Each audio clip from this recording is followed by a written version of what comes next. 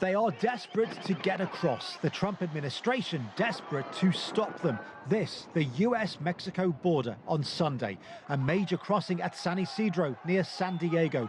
Would-be asylum seekers throwing projectiles over the border wall. Some trying to make a run for it and get across. Border guards responding with tear gas and cars backed up for several kilometers as officials closed this busy crossing. Washington refusing to give way, defending its response. Homeland Security Secretary Kirstjen Nielsen tweeting that her department will not tolerate this type of lawlessness and will not hesitate to shut down POEs, points of entry, for security reasons.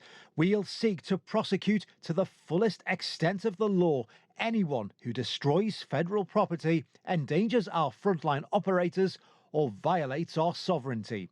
US President Donald Trump even more direct, adding Mexico should move the flag-waving migrants, many of whom are stone-cold criminals, back to their countries. Do it by plane, do it by bus, do it any way you want, but they are not coming into the USA. We will close the border permanently if need be. Congress, fund the wall. That wall, a key, if controversial, election pledge of his. The day had begun peacefully, with thousands of migrants now in the Mexican border town of Tijuana. They're part of several caravans of people desperate to be admitted into the United States, traveling for weeks from Central American countries, mainly Honduras.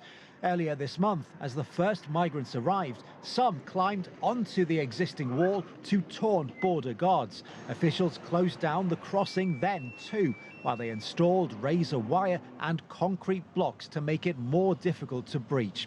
And now many in Mexico said to be growing angry over the migrants' presence. Reports of fights breaking out with locals, unrest with police. The Mexican government saying more than 36 migrants were arrested this weekend and promising to deport those who tried to rush the US border. Mexican officials claim to have sent more than 11,000 home over the past month and say total deportations to Central America for the year are expected to hit 100,000. But migrants keep arriving. They say they have nowhere else to go, and they pray that the US will let them in. Washington insisting it will hear asylum cases, but only of those who follow the legal routes to and across the border. Lavelle, CGTN, Los Angeles.